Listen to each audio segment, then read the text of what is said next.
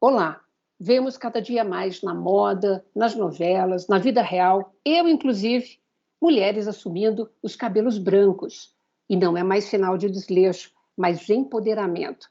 Mas afinal de contas, como cuidar desses cabelos grisalhos, desses cabelos prateados? Minha convidada de hoje tem dicas preciosas para a gente. Ela é a doutora Patrícia Marques, graduada pela Faculdade de Ciências Médicas da Santa Casa de São Paulo, membro da Sociedade Brasileira de Cirurgia Plástica, tem especializações em Barcelona e em Nova York e é especialista em medicina capilar. Seja muito bem-vinda, doutora. Oi, Lina. Oi a todos e a todas que nos assistem. É um prazer estar aqui com vocês falando sobre um tema que eu gosto bastante, que é a questão dos cabelos brancos, do envelhecimento capilar. Então, virou moda, né? Antes, até pouco tempo, a gente não via mulheres assumindo os cabelos brancos, era só tintura. Daqui, Sim. hoje em dia, a gente vê muitas atrizes, artistas, como Glória Pires, Fafá de Belém. É uma tendência. Parece que sim. Eu vejo, né, eu observo que as pessoas estão mudando a maneira de se relacionar com o cabelo. Então, muitas pessoas que tinham cabelo crespo, encaracolado e que alisavam, estão deixando o cabelo natural. As mulheres que pintavam mais o cabelo para esconder os brancos, porque tinham um estigma de desleixo, de descuido, já não tem isso. E hoje em dia a gente tem mulheres muito bacanas, muito bonitas, muito que servem realmente como um exemplo, que estão assumindo o cabelo branco. Eu acho isso bem legal. E até porque eu acho que o combate, né, a questão do idadismo, né, a gente está construindo um novo olhar sobre esse envelhecimento ativo, inclusivo, saudável. Por isso, talvez nós mulheres estamos sentindo mais liberdade de assumir esses cabelos brancos, né? Mas afinal, doutora, explica para a gente como é que os nossos cabelos embranquecem? Como é que ocorre esse processo? Sim. Bom, da mesma forma que a nossa pele envelhece, o nosso corpo envelhece, o nosso cabelo também. Isso a gente divide geralmente em fatores intrínsecos, ou seja, assim, do nosso próprio corpo, e fatores extrínsecos que vêm do meio externo. Então, dos fatores endógenos, a gente pode falar de danos acumulativos do nosso DNA ao longo da vida mesmo. E também mudanças principalmente hormonais que a gente tem, os homens também vão ter, mas a gente sabe que isso é mais acentuado nas mulheres. Mas a gente tem os danos do meio ambiente, daí acho que os principais seria o cigarro e a exposição solar, ainda que existam outros, existem medicamentos, existem problemas nutricionais, enfim, outras coisas que podem acelerar o processo. No envelhecimento capilar, a gente tem duas vertentes. A gente tem mudanças estruturais do fio que vão deixando o cabelo mais ralo, mais fino, mais delicado, mais quebradiço, e a gente tem um prejuízo na formação da melanina, no transporte da melanina, que fazem com que a melanina diminua no cabelo. E a melanina que dá cor ao cabelo, ela que dá cor à nossa pele e dá cor ao cabelo também. Então, com o passar dos anos, essa quantidade de melanina vai diminuindo e o fio vai ficando branco. Em geral, a partir de que idade que esse processo do cabelo, os primeiros fios brancos começam a aparecer? E tem diferenças a depender de raça, enfim, de algumas condições de gênero, inclusive? Sim, geralmente a partir de uns 35, 40 anos a gente já começa a observar. Isso muda um pouco em determinadas raças. A gente sabe que, por exemplo, nos brancos europeus, nos caucasianos, é um pouco mais precoce até do que nos indígenas, por exemplo. A gente não vê uma diferença tão significativa entre homens e mulheres, mas a diferença racial, sim. Então, eu diria que a partir dos 40 anos, a maior parte das pessoas começa a notar alguns fios brancos. Mas daí vai depender mais da genética até da própria pessoa. Tem pessoas que ficam com muitos cabelos logo, tem pessoas que surgem alguns, mas vão ficar com o cabelo mais branquinho mesmo, só depois dos 50, 60 anos. Você sabe que eu tenho cabelo branco na frente desde os 15 anos de idade. Então, lá vai a minha pergunta. Tem uma questão genética aí nisso também? Geralmente sim.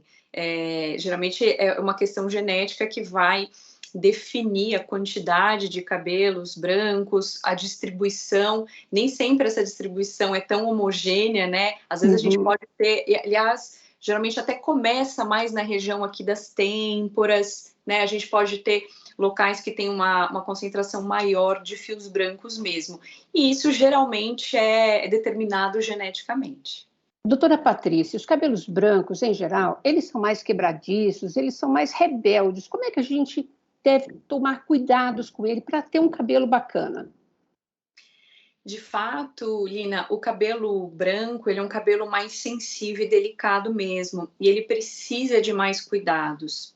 A gente sabe que o cabelo, ele tem uma porosidade maior, uma resistência menor, e isso exige mais cuidados. A gente precisa diminuir as coisas que agridem o cabelo, então, por exemplo, química, principalmente para alisar e descolorir cabelo. Uso de dispositivos térmicos, se possível reduzir, mas quando for utilizar o secador ou a prancha, utilizar um protetor térmico. Também tomar bastante cuidado com exposição solar. A gente tem produtos que são protetores solares que a gente pode usar no momento da piscina ou da praia, e a gente também tem chapéu com proteção solar que podem ser utilizados. Além disso, a gente precisa reforçar mais os cuidados em casa. Então, a gente tem que usar produtos apropriados, que sejam bastante hidratantes e nutritivos. A gente precisa recuperar um pouco o fio, que ele vai perdendo proteínas. Então, a gente precisa repor essas proteínas. Então, fazer um cronograma capilar que tem hidratação, nutrição, reparação. A gente também precisa utilizar produtos que matizem a cor, porque o cabelo pode ir amarelando. O sol piora esse efeito de amarelamento. E a gente tem produtos específicos para isso, para manter aquela cor bonita, brilhante, não amarelada.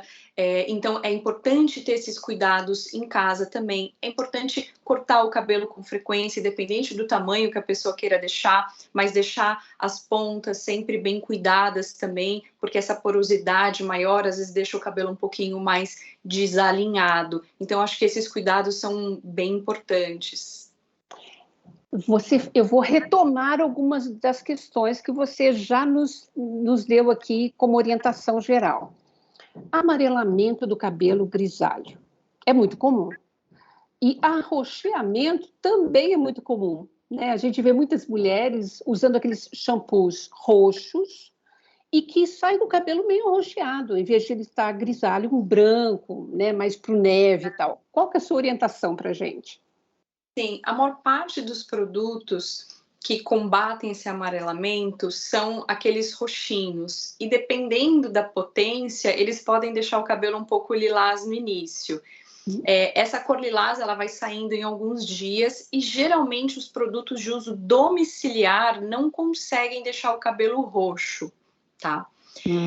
A gente tem pouco produto que seja específico para cabelo maduro. A maior parte dos produtos, por exemplo, esses roxinhos são para cabelos loiros e grisalhos, mas a gente tem pouca coisa para cabelo maduro no mercado. Existem alguns produtos, não é fácil encontrar, mas existem alguns produtos que eles não são roxos, eles são pretos, como se fosse a base de um carvão, assim, a aparência que ele dá. E que ele também matiza o cabelo sem dar o efeito roxo.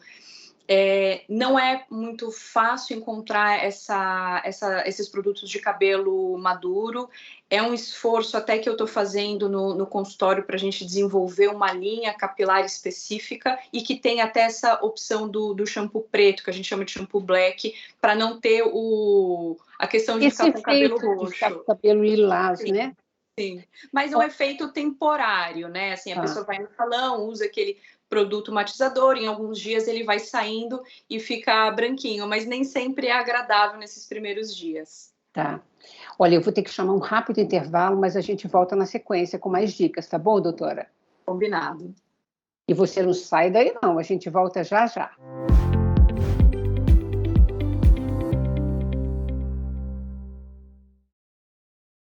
Caso você queira enviar perguntas ou sugestões, É só apontar o seu celular no QR Code que está aparecendo aí na sua tela.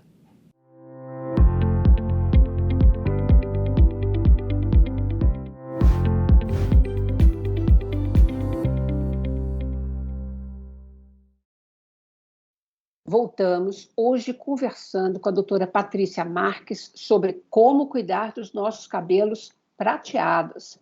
Então, doutora, vamos lá. Você sabe que teve gente que mandou a seguinte dúvida para a gente. Mesmo com idades mais jovens, a pessoa recebeu uma notícia muito trágica, muito forte emocionalmente, e acabou embranquecendo os cabelos mais rapidamente. Isso pode ocorrer? Lina, essa é uma questão muito interessante. A gente tem muitos relatos mesmo de pessoas que, depois de uma questão emocional muito impactante, ficaram com o cabelo branco. Mas a gente não sabe direito qual que é o mecanismo que isso acontece, como que é, o hormônio cortisol, qual que é a parte genética. A gente não sabe explicar direito esse fenômeno, mas ele parece ser verdadeiro, sim. Acho que entra naqueles fatores extrínsecos que você mencionou, né, no início da nossa conversa, né? Eu acredito que sim. Eu quero checar mais algumas dúvidas e voltar a algumas questões. Você mencionou sobre filtro solar para os cabelos. Isso é importante, principalmente no Brasil, um país assim com tanto sol, tão tropical? Poucas mulheres sabem disso. Sim, isso é muito importante. A gente sabe que a maior parte das mulheres trata bastante a pele. Geralmente, quando a gente vai no banheiro feminino, a gente vê que tem um sabonete para o rosto, um filtro solar, um hidratante, um sérum, não sei o quê. A gente tem ali um poolzinho relativamente grande de produtos. Já para cabelo, não. As pessoas não cuidam muito e nem sabem. E a gente tem filtro solar, sim. Tem diversos tipos, tem alguns que são mais líquidos, mais bruma, para não pesar tanto no cabelo no dia a dia. Tem alguns que são já mais consistentes, para uma proteção até mais pesada, para um momento de intensa exposição solar, como na praia, por exemplo. Então, a gente tem cosmético para isso. A gente tem um desenvolvimento grande de produtos capilares nos últimos anos, incluindo os que têm proteção UV, UVA e UVB, né? Os dois tipos de radiação são nocivas para o cabelo. A despigmentação que ocorre nos nossos cabelos ocorre também nos pelos do corpo, em outras regiões? Sim. Os pelos corporais, eles se comportam de uma maneira muito parecida. E o cabelo, a sobrancelha são pelos também, né? Então, da mesma forma que eles vão branqueando no couro cabeludo, pode acometer sobrancelha, barba e pelo corporal também. Os homens têm começado a cuidar melhor também dos seus cabelos, né? Assumindo os cabelos prateados há muito mais tempo do que as mulheres. Algum cuidado especial, inclusive em termos de shampoo, de condicionador, de hidratação? Entre homens e mulheres, não. Acontece que eu acho que o homem tem duas vantagens nesse ponto. Primeiro que a maioria tem o cabelo mais curto, então isso facilita um pouco o cuidado do cabelo. E segundo que a menopausa, ainda que os homens tenham modificações hormonais ao longo da idade, existe uma andropausa também, mas a menopausa ela é muito mais radical para o corpo feminino e ela interfere muito significativamente na questão capilar também. Então, eu diria que as mulheres precisam de um cuidado mais intensivo pela questão da menopausa e pela questão também do comprimento do cabelo. Mas em termos de produtos, a gente não tem produtos que são para homens e produtos que são para mulheres. No geral, os cosméticos são bastante parecidos. Tá. Queria que você explicasse mais detalhadamente para a gente sobre o tal do cronograma capilar. Sim. Especialmente para os nossos cabelos brancos. O que é importante a gente cuidar em casa? E eu posso lavar todo dia? Ou tem alguma regra que seja mais adequada se meu cabelo for curto ou se for comprido? Perfeito. Bom, cronograma capilar é o tratamento domiciliar que a gente faz e a gente chama cronograma porque a gente vai fazendo uma sequência lógica e dividida ao longo da semana. Um cronograma capilar, ele vai ter sempre 3 componentes, que é a hidratação, que repõe água, a nutrição, que repõe lipídios, e a reparação, que repõe proteínas, aminoácidos. De forma geral, todo mundo precisa dos 3, e a gente vai pesar mais nos dias de cronograma, se vai ser 1 vez na semana ou 3 vezes na semana, se a gente vai fazer mais hidratação ou mais reparação, de acordo com características daí individuais. Mas esses 3 elementos precisam estar. No envelhecimento, a gente tem uma redução de água no corpo inteiro, então é importante que tenha hidratação. A gente perde também a gordura natural na própria menopausa e no envelhecimento, a pele resseca, o couro cabeludo resseca. Então, a lubrificação do fio, que também dá proteção, também dá brilho ao fio, vai reduzindo. E a gente tem uma perda progressiva de aminoácidos, que são as proteínas que dão corpo ao cabelo, dão resistência ao cabelo. Então, esses 3 itens são muito importantes. Como eu disse, o cabelo tende a ficar mais seco. Então, a gente tem que lavar o cabelo quando ele está sujo.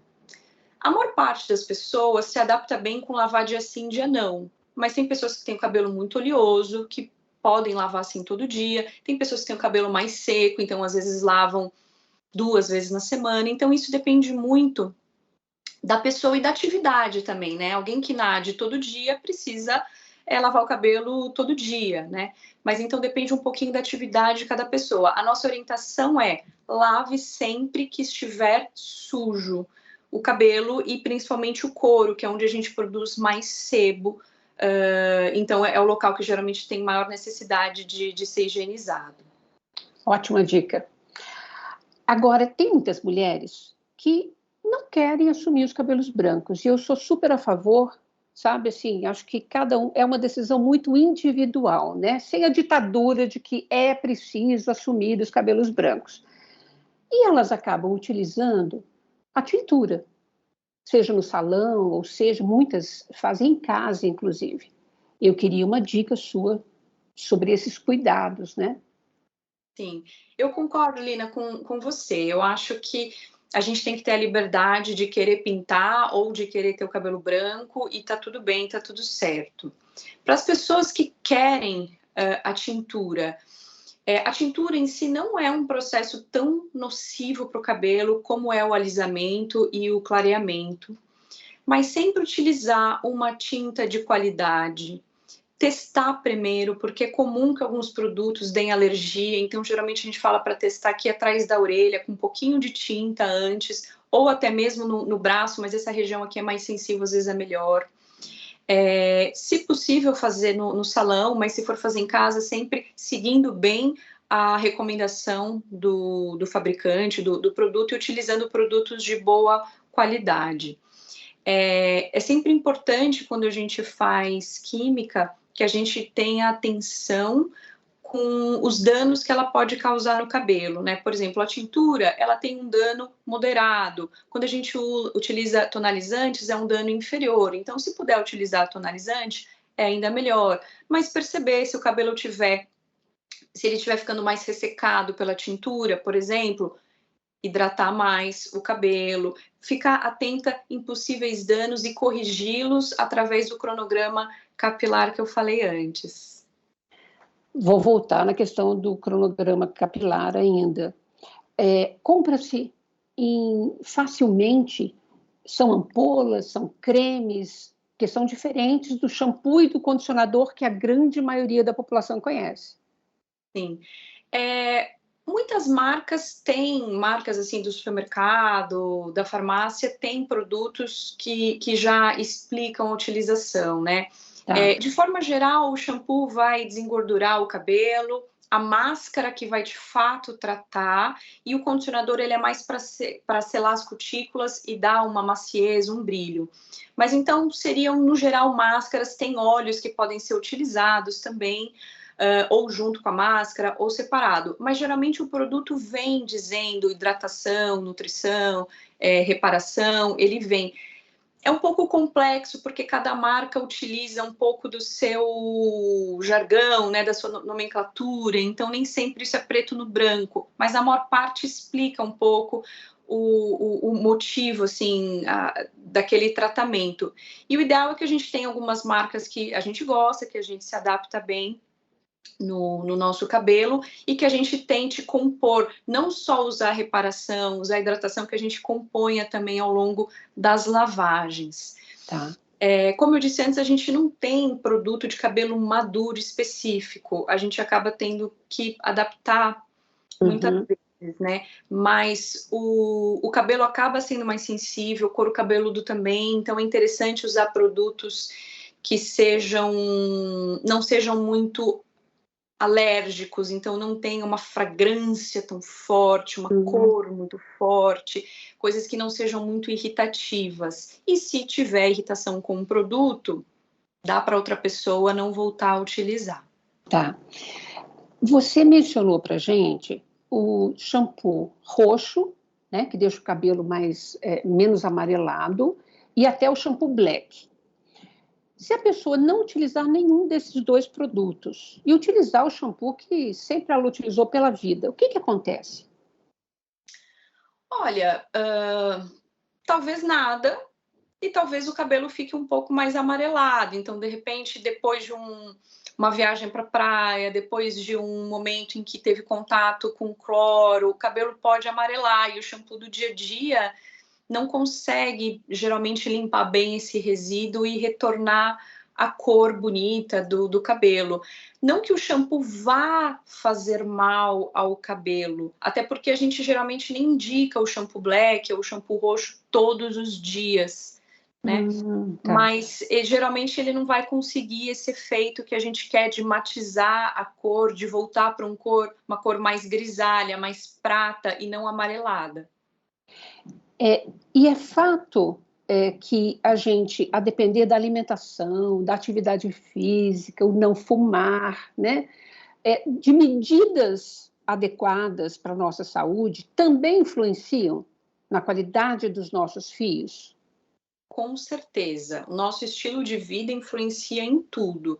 Então, se a gente tem uma alimentação nutricionalmente boa, a gente tem mais aporte de nutrientes para o corpo todo, e isso inclui o cabelo. Eu sempre falo que o nosso cabelo, ele é um luxo. Ele não é importante para o nosso corpo, então ele é sempre o último da fila para receber os nutrientes. Por isso que a gente precisa de uma preocupação grande alimentar, muitas vezes até de suplementações para ajudar, não substituir, mas ajudar, porque o nosso cabelo não é uma prioridade para o nosso corpo. Se a gente tem, então, uma vida um pouco mais equilibrada, a gente tem uma modulação da resposta inflamatória no nosso corpo, a gente tem menos agressão, se a gente tem uma qualidade de sono, se a gente consegue fazer atividade física, tudo isso é benéfico para o corpo todo. Isso também se reflete na saúde do cabelo, não é bobagem. Bom saber disso, né? Eu queria um recado final seu, porque o nosso programa está chegando ao fim. O que você pode dizer para a gente, para a mulher especialmente, mais madura, que está assumindo os cabelos brancos? Lina, olha, esse tema é muito, muito extenso, assim, eu adoraria ficar umas 2 horas aqui com você, destrinchando tudo, mas eu acho que o mais importante é a pessoa entender que ela precisa cuidar. O cabelo, ele é importante na nossa autoestima, ele é valorizado na nossa sociedade e que a gente tem que cuidar. O cabelo, ele envelhece, ele sofre com o meio ambiente, ele às vezes paga um pouco o pato das nossas atitudes, mas a gente precisa dedicar um tempo, fazer tratamentos, seja no salão, seja no consultório. No consultório a gente faz muito terapia capilar, uma série de tratamentos, tanto injetáveis, quanto de lavagem, quanto de equipamentos, quanto fazer em casa também, para que tenha uma saúde capilar melhor. E notando que o cabelo está fraco, está caindo, está com algum problema, está quebrando demais, é procurar um médico especialista para a gente poder diagnosticar o que está acontecendo, se tem uma carência nutricional, se tem um distúrbio hormonal, alguma coisa, e indicar o tratamento, porque nem sempre é simples chegar ali no supermercado, ver o que tem. Às vezes a gente precisa de um norte, e esse norte tem que ser mais individualizado. Então, realmente procurar um profissional habilitado nisso para que indique as melhores estratégias de tratamento para que a pessoa tenha um cabelo bonito e saudável. Maravilha suas dicas, e principalmente para a gente ter o cabelo saudável e ter a nossa autoestima, né, numa boa fração, né? Com certeza. Muito obrigada, viu, pela sua participação, doutora Patrícia, foi incrível. Nina, foi um prazer. Muito obrigada a vocês também que nos acompanham por aqui. Se você quiser rever este programa ou qualquer outro, nos acompanhe nas redes sociais. Rede Câmara São Paulo, sua conexão com a política da cidade. Muito obrigada e até a próxima.